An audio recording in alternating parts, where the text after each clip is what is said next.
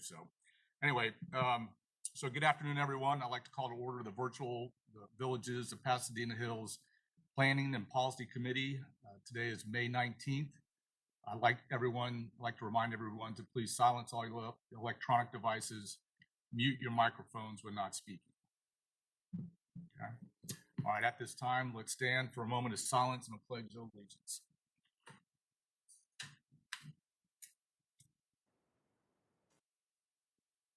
Pledge allegiance to the flag of the United States of America, to the republic for which it stands, one nation, under God, indivisible, with liberty and justice for all.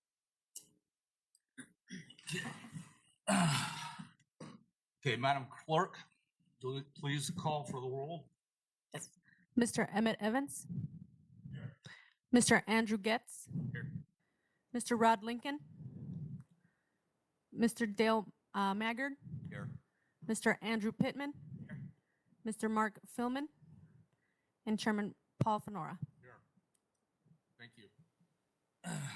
Okay, the VPOH Planning and Policy Committee is an advisory body appointed by the Board of County Commissioners. We meet once a month, depending upon if there are any proposed development applications that are planned and developed within the Villages of Pasadena Hills. The Planning and Policy Committee serves as the local planning agency only for applications within the boundaries of Villages of Pasadena Hills. The Planning and Policy Committee holds public hearings and transmits to the Board of County Commissioners recommendations on VPOH Goal FLU 6 Comprehensive Plan Amendments, Chapter 600, Land Development Code Amendments, Rezonings, and Conditional Use Requests. If anyone is in opposition to any Comprehensive Plan Amendment, Land Development Code Amendment, Rezoning, Conditional Use, or any item where the Planning and Policy Committee transmits a recommendation to the Board of County Commissioners, it is important that you attend the appropriate VOCC Commissioners meetings.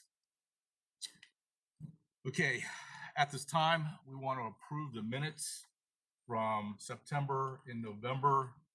I understand we need some clarification on the September minutes. Is that correct?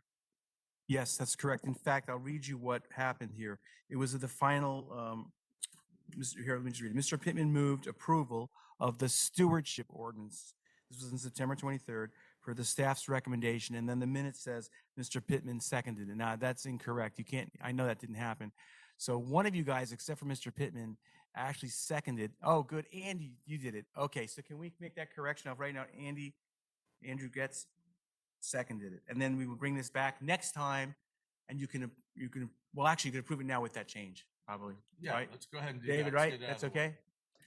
Yes, you can approve it without change. Approve it with the change. Yes. Mr. Chairman, move to approve as changed. Second. Okay, and I will notify the powers that be that make it. Hold on a second. Hold on a minute. Per the rules, we have a motion to approve from Drew Pittman. Thank you. And we have a second. Emmett Evans made the second. Thank you. You served Mr. Getz. He made the second. What? Did you just say you were going to do it? No, this is the second to accept. This is to approve the minutes. Oh, I'm sorry. Yes, This is you're to right. approve the Okay. minutes. Sorry. Okay. All right. All those in favor, say aye. Aye. Thank you. We don't need a roll call vote on the minute approval, do we? Staff? Nope. Okay, good. All right. Okay, moving on. Public comment on non-agenda items. For this category, we will take public comments for items not on the agenda from callers that have pre-registered and are currently on queue. After we will read into the record public comments, documents, PowerPoints, or videos that have been identified by members of the public to be read out loud or played at the meeting for addenda for items not on the agenda, not to exceed 3 minutes for each. Do we have anyone pre-registered or has sent emails to comments on non-agenda? I have not received any. No, we No. have not. Swear everybody in. Do we? Okay. Thank you. All right, so we have no comment. We have no non-agenda items. Okay, before we get into the meat of this, staff, can you swear everybody in, please, that are here and want to have a comment at today's public meeting? Yes.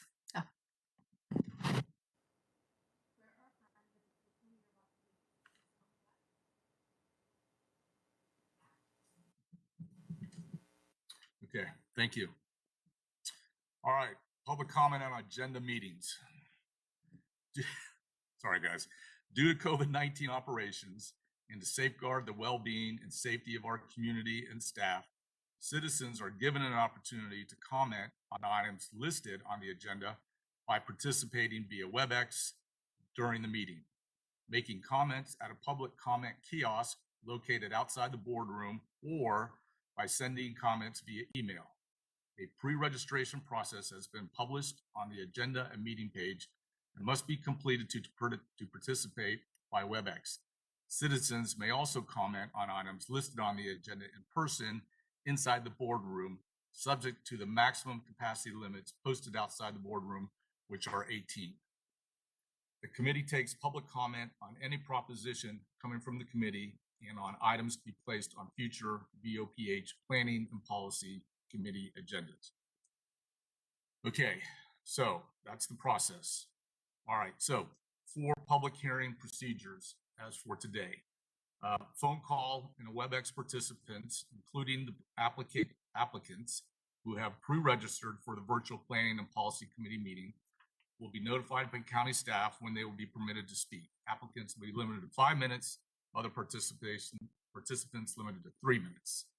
Callers and WebEx participants must announce the following items before speaking at the time they will be sworn in by the clerk, which we just did. So when you address the podium, please give us your name, your address, the agenda item number, and the agenda item title. Okay, staff, let's start with the public hearing. Item number 1. Okay, thank you. Okay, item number 1 is a proposed ordinance. I'm going to read it out loud. You can follow on the screen. An ordinance by the Pasco County Board of County Commissioners amending the Pasco County Land Development Code, Chapter 600, Overlay and Special District Areas, Section 6028T, the VOPH Development and Administration Review Fees, and a map change to Exhibit 602E, which is the VOPH Master Roadway Plan, Exhibit A, Tyndall Road, East-West Street A. It's the right-of-way realignment and other amendments as necessary for internal consistency, providing for applicability, repealer, severability, inclusion into the Land Development Code, and an effective date. So what we're asking the recommendation for the board to make, for the committee to make to the board, is recommend approval to the Board of County Commissioners for 2 things: the map amendment for the realignment of Tyndall Road right-of-way in the VOPH Master Roadway Plan, and the second is the text amendment in the Land Development Code, the VOPH Stewardship Ordinance, Section 6028T, for the distribution of funds received from the Development Review and Administration Fee. And I'm going to go over these both right now. Okay, so the first one we'll talk about is the actual map amendment. This is a blow-up of Master Roadway Plan Exhibit A. It's in the Master Roadway, which is actually in the Stewardship Ordinance in the back. Well, it refers to as part of, it's embedded in the Land Development Code. That's why we have to make this map change. If you look on this right there, I'm going to blow this up so you can see it better. But the area we're talking about is Tyndall Road right-of-way. This area here is the PCU, Pasco County Utilities ownership, under ownership and control. So let me blow it up a bit, and you can see it. Let me go back again with the light. You can see we want to focus on this area here. You see the buildings there? Okay, the bottom row, let me go back, click that off. Oh, sorry, go back. Still playing with this. So the gray line on the bottom shows you where it was in the Highway Vision Plan, and that was adopted also into the VOPH Master Roadway Plan. And the new one is directly north of that, about 782 feet north. It's another gray line, but it says the proposed right-of-way. And the reason for this is because this is the water treatment plant, and now that VOPH is getting hot in terms of more activity, the Pasco County Utilities is moving as well with this, and they know they have to basically expand that water treatment plant. And when they realize that, oh my gosh, this is going to be a problem because that right-of-way bisects a water treatment plant. So you have security problems with that, and also so they notified the planning department and said, listen, guys, you have to change this right-of-way alignment. And of course, it makes total sense. So we looked at it, and we looked at the neighbors, and this map here, you've got it all in your agenda, basically documents the impacts as well, the neighbors that are affected, and the impacts to them as well. Now, we have advertised this. I've sent letters to each person that's affected by this, and so it's properly noticed, just to make sure. And I didn't really receive any And I said very clearly, I gave them my email address. I said, if you got issues with, if you got concerns, you got ideas or whatever, I'm here to listen to you. And no one has responded. So I'm assuming that that the neighbors all got the letters, and we have one neighbor, but he's not going to speak. But anyway, at least somebody showed up. At least. So anyway, that's what's happening here. So let me read this. The proposal is to shift the future 70-foot right-of-way of Tyndall Road 872 feet north to prevent the future public road from bisecting the PCU water treatment plant expansion that will serve future needs of VOPH. For security purposes, water treatment facilities must prohibit public access to and from this site. The future right-of-way will be relocated to the northern boundary edge of the PCU parcel, 100% within the PCU parcel. Okay, so that does not affect the neighbors right to the north. Okay, and you can look at that, and it'll tell you exactly what the impacts are going to be. Okay, so should I move on to item 2, or do you want to discuss that Yeah. right away? Mr. Chair, I would recommend you take these up individually because they're, even though it's one ordinance, it may be comments on the road realignment that don't pertain to the other issues. So I would take any comment on the first issue, the road realignment first. I would agree. I would agree, David. So, May I ask a question, Mr. Chair? absolutely. David, since one of our properties is affected by this, I would assume that I need to abstain from voting. Wouldn't you agree? Yes, I would agree. If you own one of the properties that is affected by the realignment, yes, you should abstain from voting. Thank you. And we Yeah, can get you a voting conflicts form after the meeting. Okay. Okay. I don't know. Any other comment from the committee? No? Miss- Any comment from public? You good? Everybody good? So Ernie, do we have anybody on WebEx or emails related to this issue, the road realignment issue? There were none Okay, related to. there's nobody at the kiosk, I'm assuming? Is the kiosk on No, Patty? no one's, yeah. Hi, Ernie. No one's here at the kiosk. No one's at the kiosk. Okay. All right, since no one's at the kiosk, I think you can go ahead and close the kiosk. You only have to keep it open for 10 minutes. So Oh, you can close the kiosk now. thank you. Good. All right, very good. So let's go ahead and vote on this, and then we can move on to the next one. All right, we want to do a roll call vote on this? Yeah. Yes. Still part of one ordinance. Well, no, but we were going to vote on It's the it first separately. part of the ordinance change, but you need to vote on this. Okay, we're going to vote on it Separately. The separately. motion first? I'll make a motion, we accept the ordinance. Emmett Evans makes a motion to accept the ordinance. Do I have a second? Dale Maggard seconds it. Thank you. Okay, let's do a roll call vote, please. Now, we are, as Drew and David said, we have an abstention. David, the property to the north, although it doesn't touch it, is that going to need to be abstained also, that property owner? It depends. So which property are you talking about? I'm sorry. I can't quite read that. You did abstain. That's what I'm But- saying. Well, I think you did. Do I need to there's no, abstain? but there's no impact. Well, I know that. I'm just asking. Only, okay, it's only if you get a special private gain or loss from the realignment. So if you don't think you have anything to gain or lose from this realignment, then you don't need to abstain.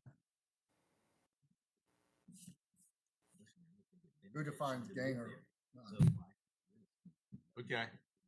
Okay. I mean, I'm kind of in the same position as my committee person, Drew. So just to make sure we don't have anything come back, I will abstain as well. So I will also need one of those forms at the end of the meeting. Okay. And to be clear, the motion is just, this is the motion to approve the map, the realignment of the roadway, correct? No? Okay. That only. Okay. Okay. Staff, let's do a roll call vote with 2 abstentions. Mr. Emmett Evans, Yes. Mr. Andrew Getz, Yes. Mr. Dale Maggard, Yes. and Mr. Mark Philman. And also the item was published in the Tampa Bay Times on April 28, 2021. Okay, so motion passes 4-0 with 2 abstentions. Okay, thank you. Ernie? Okay, item two. Item two is a text amendment.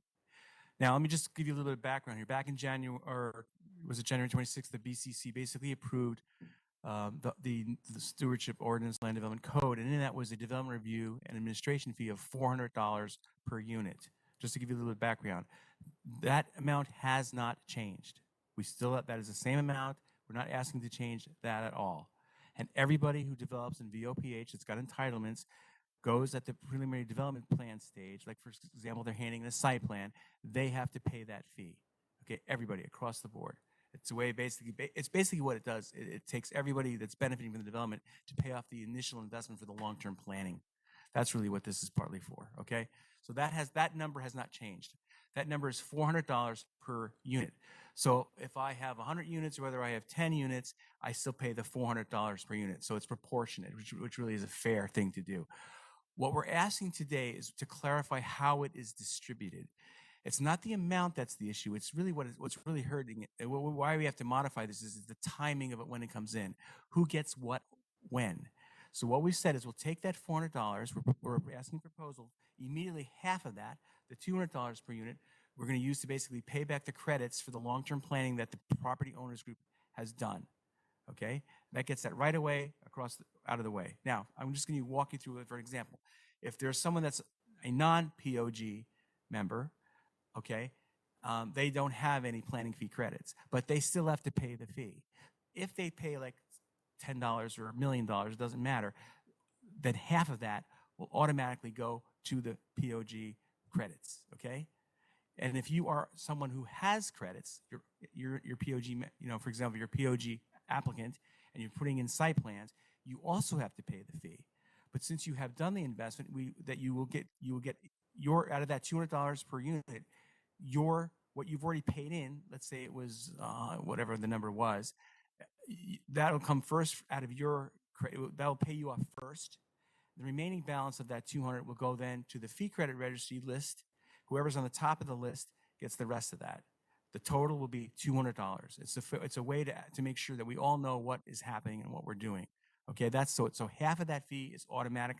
It doesn't get touched. It's purely devoted to the payback the credits for the POG investment for the long-term planning of VOPH, which everybody benefited from. Okay. The second part of that is also very vital. It's the $125 unit to pay a fee credit registry consultant. We debated back and forth whether we do it in-house, whether we do a third-party consultant. At this moment in time, we felt we have the option to do it in-house, but the board has basically allowed us that option. But we are hiring a third-party consultant. I think it's great to have them set up. I've already spoken to the consultant. He will probably give you guys a presentation in a few weeks, but I can't do much until I know for sure I've got funding. Okay. Once I got the funding, then everything kicks in. Okay. And that's why I've got to say I want to allocate $125 per unit. There's a little bit of a cushion built in because that costs do change sometimes, but we can get that registry operating. And so if there's 10 units that come in 1 year, that fee credit registry consultant is on there taking care of those credits for those 10 units, whether there's 10 or there's 1,000 or 2,000, because he's paid by the number of units. Okay. So that's that piece. And then there's the leftover part of $75 per unit. And this is more of a protection because I'm concerned that there's a lot of activity going to happen.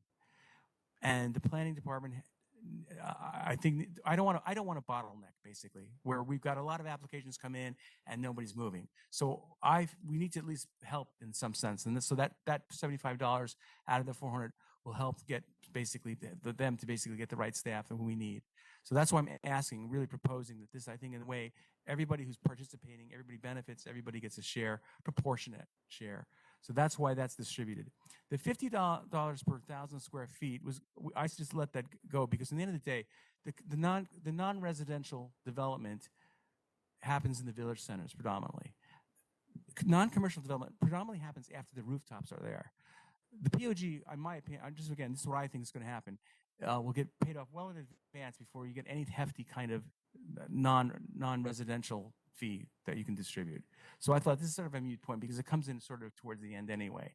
So that's why I left that pretty much in the planning and development department as part of that to make sure that they have enough resources in their hands to do that.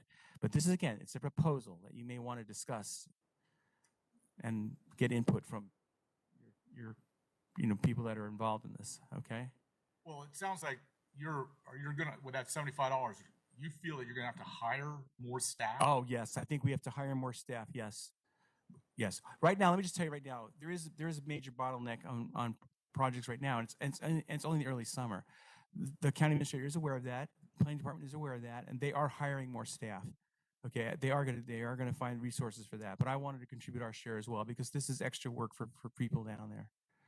Okay, so you're hiring more staff to do other things other than. No, just for work on the this, project. my preference is that fee, because it's a VOPH fee, would go to a VOPH reviewer that I could run to all the time. Right now, I run to whoever's available, whoever's got the work, Right. the kind of thing. So that's my preference. I'd like to see it that way, Yeah, So just so the money stays inside. okay, VOPH. okay. I don't know if we have to document, David. Do we document that it goes to a specialized planner reviewer, or can we just leave it in the planning department and we know that the policy is to make sure it covers somebody that? Well, the issue is I don't know whether that dollar amount's enough to cover a full-time salary of somebody. So, but you could have as a situation where if that's enough to cover 75% of the salary, then they would do 75% VOPH work and 25% other work. I just don't know if that dollar amount's enough to cover a one full-time employee or not. You would know that better than I would, Ernie. Yeah, so I think we can leave this up to the planning department director. They all know, they're very aware. They know they're trying their hardest. They really work really hard. And given the resources they have, it is difficult. I've seen it myself, my own frustrations trying to, because I need help too, and they are working their tails off for everybody. So I would like to at least offer this to them as well, In the end of the day, when the POG is paid back, a lot of the funds do come in, and it'll be a much more healthier situation for the planning department. Yeah. Anyway, that's that proposal. Yes. Oh, is Joel here? Well, can you unmute Joel? Yeah. Please unmute Joel. I'm sure Joel has an opinion.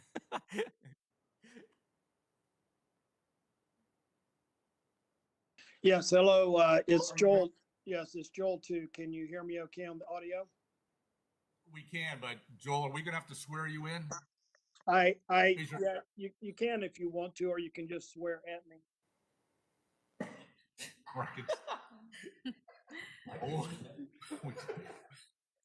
I didn't know we needed permission for the second part. You don't.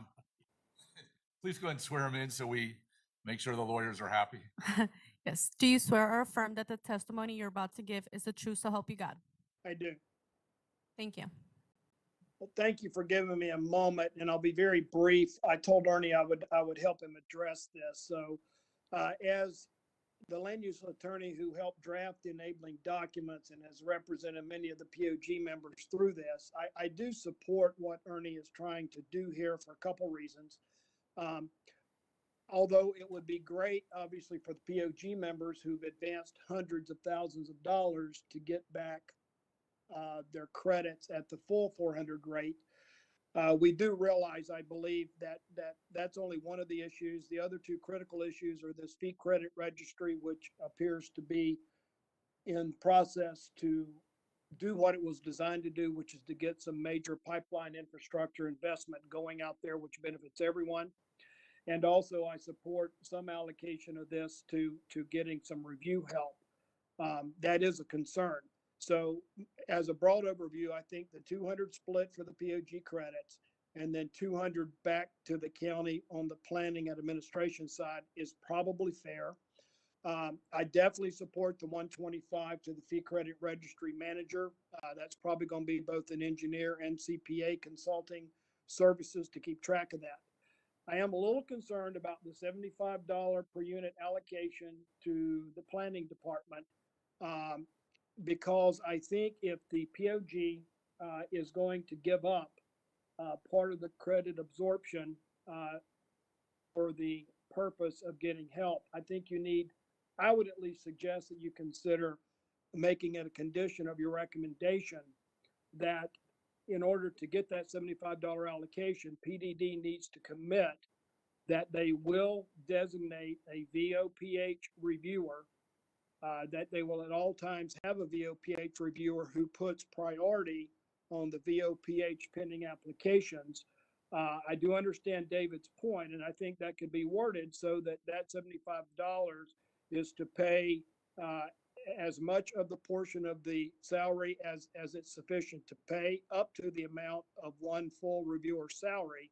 But the condition absolutely should be that PDD designates a VOPH primary reviewer, and that they and then in fact give priority to those VOPH applications. Otherwise, we are not going to get this infrastructure off the ground.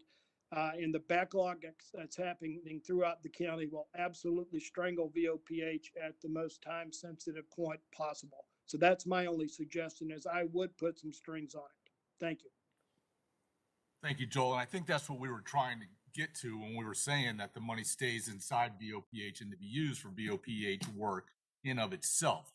I think Joel said it better and a lot more succinctly, but that's the, at least from my standpoint, we'd be happy to hear from the rest of the community members, how they feel as well. Mr. Chairman, Emmett Evans, I agree with your sentiment, your thoughts right there. I think we ought to work out language where it's reviewer stays or gets priority over VOP. I'll run it by David. Yeah, I'll run it by Well, David. yeah, That's the all right. text change would be, I'll let Terry or Ernie comment on whether they're willing to do that. But in terms of the text change, it's pretty easy. You would just say $75 per unit to cover the cost of a VOPH reviewer.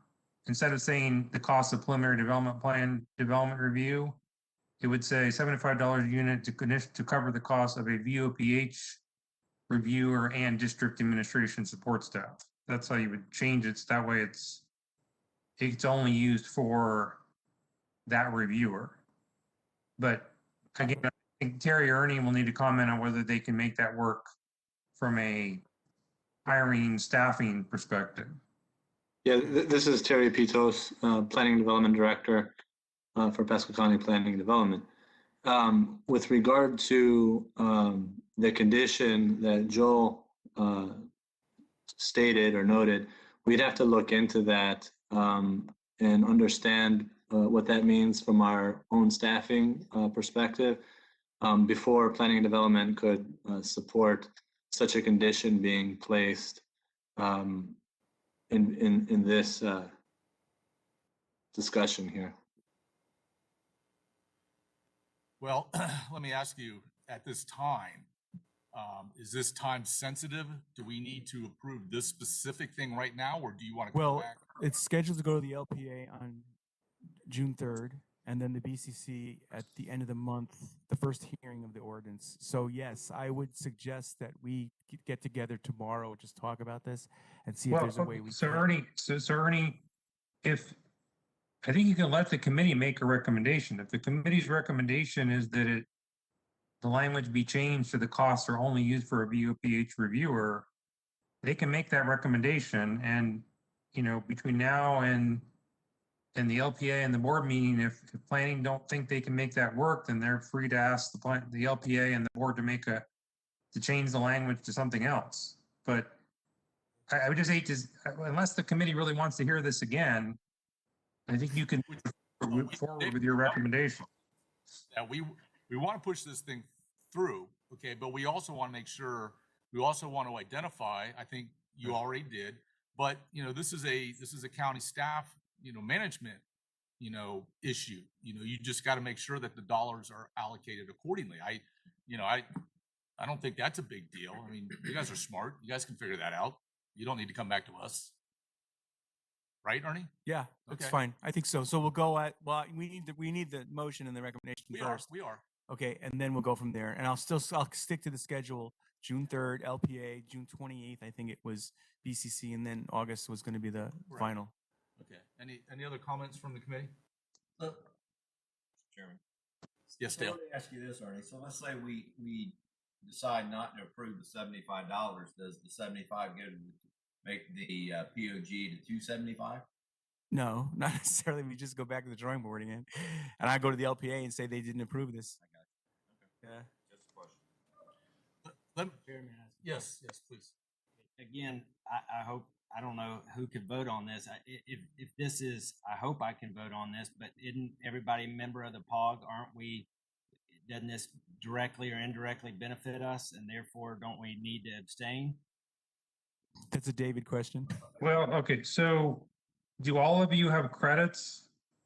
Yes, I'm on that list. and I'm on that Emmett's list. On the list. I'm on the Paul is. list. Okay. Amy Getz is on the list.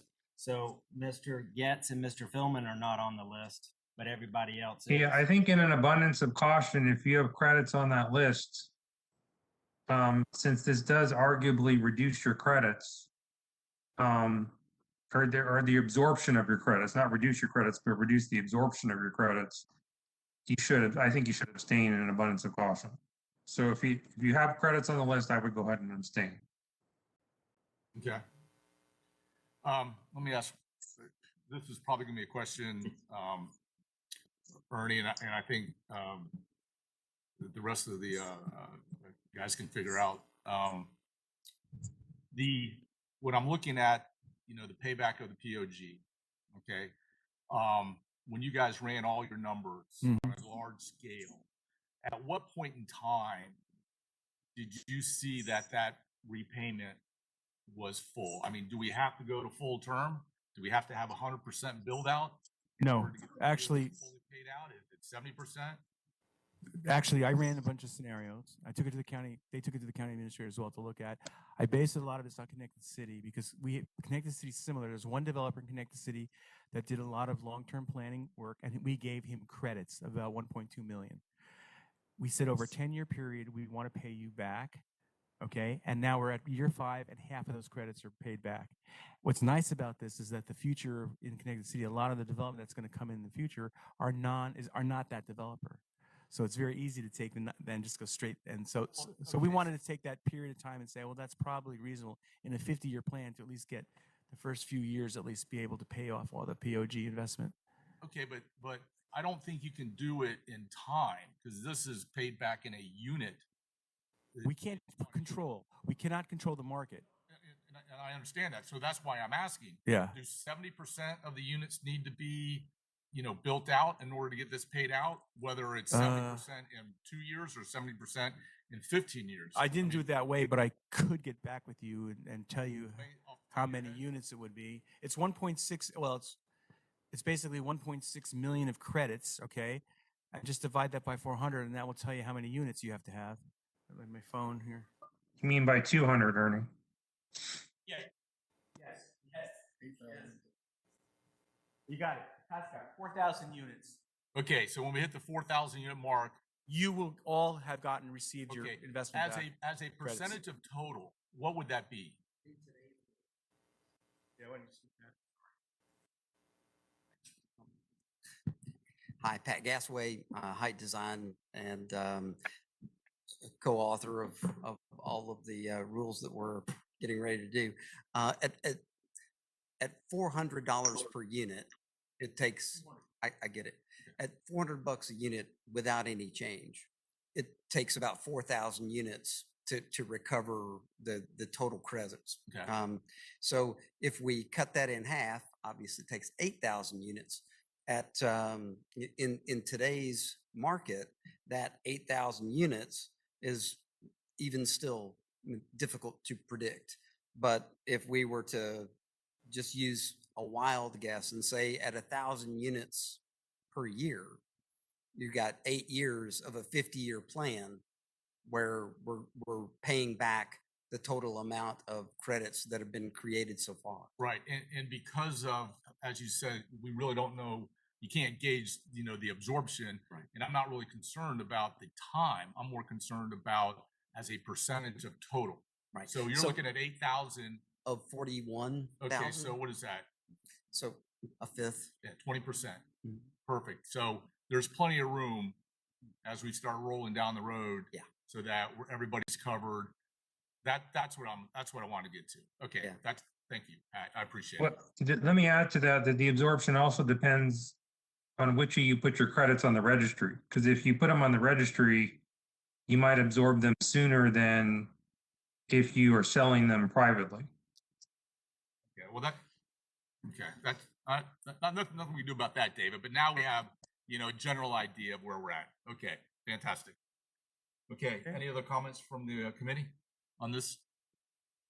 Yes, I have a few comments. On Okay. this. I'm just wondering, because I remember on the, when they first started this about 2008, I'm not complaining about this, so I know they need to be paid back, but at that point, it was put out that the commercial and residential entitlements for the POD group would pay for everything if they got them, which they got their commercial.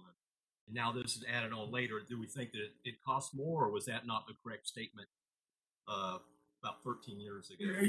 Did this planning studies cost more? The credits are driven by the price of what you guys invested in, the POG invested in. So yes, there was a lot of phase 2 activity. I mean, we did a major, I mean, we got, look, I'll just show you. Is that what you're talking about? That why are they now on the residential component as opposed to just? It was originally, everything was paid for just by the residential and commercial benefits that the POD got. But everything has been, more has been added on since then. That's why the extra. Wait, more entitlements have been added? No, entitlements haven't changed. The numbers haven't changed. But the amount of work to get those enabling documents to do like the fee credit registry and those kind of things that's in there, the master roadway plan revisions. Phase 2, yes, I mean, that was expensive. I mean, Why this was put in, you know?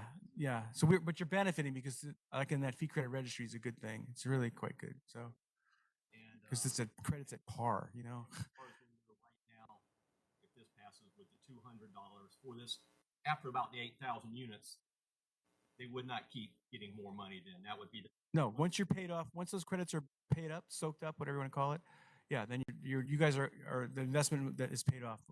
County then. Right. Okay, and as far as we know, nothing else is in the works to increase this again 1 or 2 years down the line. Oh no, do you want to do phase 3? Let's get through phase 2. And Mark, I may be wrong, and if I am, help me out. At the time in, would you say 08 or 011? 08. Okay. 08, yeah. We did not have any funding mechanisms for the utilities. Mm-hmm. Okay, that's what we just got done doing, and subsequently the costs have increased, and what we're seeing is a reflection of that. Is that correct? Well, you have surcharge credits too that are on the fee credit registry, Right. so you benefit from having the finally getting utilities covered by everyone sharing in the pot, kind of thing. The way I understood. Yeah. Okay. And You just need a motion. Or Good, Mark. Anything else? Can you go back to you ready for a motion? Yes. Okay. Can you go back to that other screen, the previous screen? Hang on. Beginning. Yeah. Nope, too bad. Right there. That one? Nope. Oh. The picture. Oh, the No, picture. not the picture. One more. There you go. That one. Okay. All right. With regards to item 2, I make a motion that we accept item 2 as it is with the following condition on the third item for the $75 unit to initially cover the cost, that it be changed or recommended that be directed specifically to VOPH matters. Okay. Do I have a first? Oh, you're right. That's how you want to set it up. Okay. Yes. All right. And you are? I'm sorry. I'm Andy Getz. Thank you. Do I have a second on that motion? I'll second that, Mark Philman. Okay. Thank you.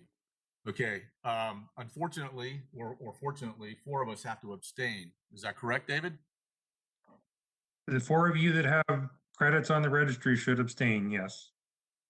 All right. Can we get a roll call vote minus Drew Pittman, myself, Paul Fenora, Emmett Evans, and Dale Maggart?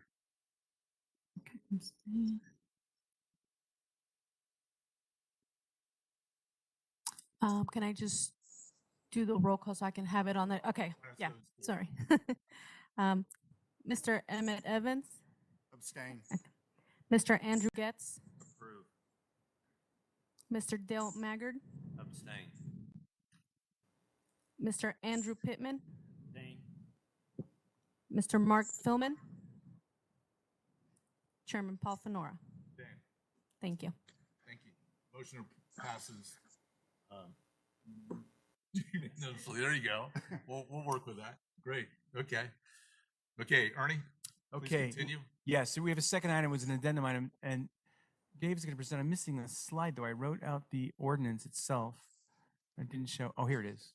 It's in the wrong order. Okay, so, Go all for right. it, David. yeah, Ernie, this is a this is a change that Pat and Joel will probably love, because it's something they asked for when we originally did VOPH.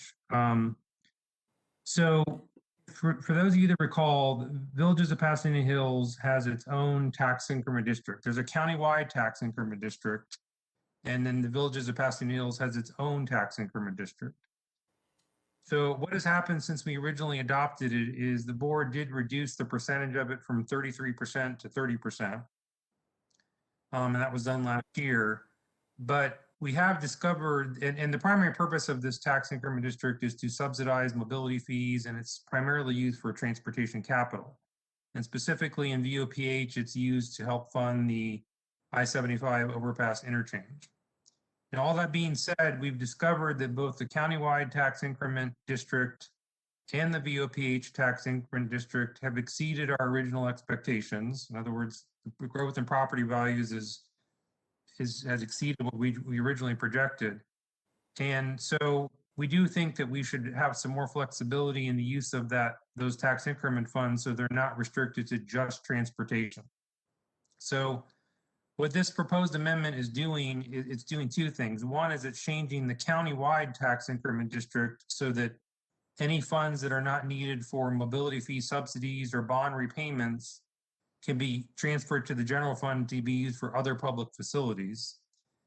For VOPH, the proposed change is that instead of being restricted to just transportation capital, the VOPH tax increment funds can now be used for transportation operation and maintenance, in other words, road repair, et cetera, as well as other public facilities that benefit VOPH. So it's still going to be restricted to improvements that benefit VOPH. However, we're trying to create some more flexibility so that if it's not needed for mobility fee subsidies, it can be used for things like parks or roadway maintenance or other public facilities that benefit VOPH. So that's the primary purpose of the amendment. It's to create more flexibility in the use of the tax increment fund. I will tell you that when we originally created the tax increment district for VOPH, I know that Joel was pushing for us to allow it to be used for other things, and he may want to comment on this, but that's generally what the change would allow. Okay, thank you. Joel, would you or Pat would you like to? Yeah, this is Wait. Joel. Yeah, if I can have a moment.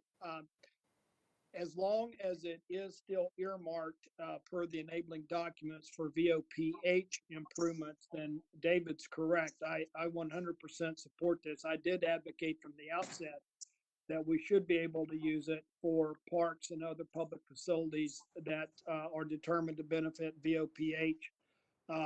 You know, we have an issue now on substandard roads and things of that sort. So if this is opening the door logistically to use the tax increment for other matters, I'm all for that. I just want to make sure, because anytime somebody says the general fund, that deep dark hole scares me. So I just want to make sure that somewhere in that deep dark hole, this is earmarked, segregated, and clearly restricted to VOPH expenditures so that it doesn't get spent elsewhere in the county. I'm also curious, David probably doesn't have the number, he may, we don't have access to it. I'm curious what the annual magnitude of the VOPH tax increment is at this point. It's obviously going to take off like a rocket over the next few years with all the development activity. So I won't be able to answer Joel's second question, but I can answer his first. So the VOPH tax increment fund is already segregated from the general fund. So it's its own tax increment fund that never is intermingled with the general fund. So the part that can be transferred to the general fund is only the part of the tax increment district that is outside of VOPH. Within VOPH, it's still going to stay within VOPH, and the exact wording is for other public facilities or programs that benefit the Villages of Pasadena Hills. So it has to stay within that VOPH fund, and it would have to be other public facilities or programs that benefit VOPH. So it is earmarked for VOPH. I can't tell you the exact dollar amount that's in that district today. I did pose that question to our Office of Management and Budget, but I don't have an answer yet. But the last time I checked with them, it was about $1 million. But as Joel said, it's likely to increase more significantly over time. Thank you, David. Okay. Thank you, David. Um, Any comments from the committee? Yes, Dale. So, Ernie, do you have on page 2, I just want to make sure this wording we're okay on. I printed it out. I don't know what it is on your slideshow, but What's this, page 2 of what? Of, page 2 of 2. What's the subject? What was the, where? It's, That's what we're talking about now. yeah, it's what we're talking about now. Okay, It's, so the second of file the agenda number. item, I mean, of the memo? Yeah, Or the file CAO 21 Page 2 of 2, 3502. where it says, yeah, page 2 of 2, it's the agenda memo. Yeah, on the first paragraph up there, there's wording in there that says, for bond repayment mobility fee subsidies to be transferred to the general fund to be utilized for other county public facilities and programs. Yes, I see Does that. that need to come out of there then if it's strictly for No, VOP? no, so that, yeah, I'll try to answer that. So that first paragraph is relating to the tax increment district that is outside of VOPH. That's the countywide tax increment district. Okay. It's only the second paragraph on page 2 where it says to make the villages of Pasadena Hills tax increment consistent with the general change in policy. That's the paragraph that applies to VOPH. Okay, so you're saying that first paragraph is strictly the general county and the second one specifically to VOPH? Correct. Okay, all right, thank you. I just wanted clarification on that. And that's a little clearer if you look at the text of the actual ordinance, that it's VOPH is treated separately. Thank you. Thank you Anyone for else? clarifying that. Emmett, did you have a comment? I just said thanks for clarifying that issue. Okay. Yeah, I think Ernie, yeah, and David, I think the general viewpoint of the committee here is to make sure that our funds are not commingled with anybody else. I mean, that's across the board on everything, so forth. Just so make sure there's no vagueness at any point in time from here in perpetuity. Okay. Yep. So, and I think David, you clarified that with the word. And we watched that. verbiage. We are. And the only thing when it says going back into the general fund, and this is just a general statement, at some point in time, as we start running through the numbers, will we be able to see how monies are spent? Yes, yes, I within? will get that from the I can get that from the finance. Okay, because I know, and I may be wrong, but I can't remember at any point in time, and probably we haven't had to because of the activity, but Yeah. probably going forward, maybe once a quarter or Yes. whatever, if we Yes. could see some type of statement Yes. on monies coming in and going out. Okay. Yes, I can do that. Just something that, let us, kind of follow the bouncing ball. Yeah, I will say that to date, probably the majority of that money is going to the overpass I-75 interchange because that was its primary purpose when we created all this. But once that's fully funded, then we can start looking at other either transportation improvements or other improvements for VOPH that money can go to. Mr. Chairman, Yes. it's Emmett Evans. A question for David. Will any of these future improvements come before this committee for approval? Yes, I mean, the budget for the use of VOPH tax increment funds should be coming to you for approval once we get beyond the overpass I-75 interchange, because the innate documents already say they can be used for the overpass I-75 interchange. But once we start programming improvements beyond that, then yes, that should be coming back to the committee for approval. Thank you. Okay. Very good. Do we need to vote on this independently as well? Yeah. Yes? Yes, please, Okay. if you can make a recommendation on this. Can I get a motion to approve as stated? Mr. Chairman, Emmett Evans, I move for approval. Thank you. Do I have a second? Andy Getz, a second. Thank you. Do we have a roll call vote, please? Mr. Emmett Evans, Aye. Mr. Andrew Getz, Aye. Mr. Dale Maggard, Aye. Mr. Andrew Pittman, Aye. Mr. Mark Philman, Chairman Paul Fenora. Aye. Motion passes unanimously. Thank you. Ernie, Okay. what else we got? The next meeting is scheduled for June 23rd. Okay. Okay? Was there one more item? No? Did we get them all? Yeah, I think. Okay. Okay, very good. Okay, that being the case, I want to thank everybody for your time and your patience, especially my poor reading skills. And at this time, I call this meeting adjourned. Thank you.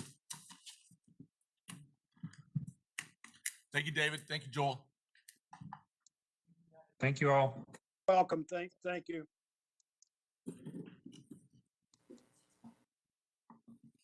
Gentlemen, see you later. Dale? Always a pleasure.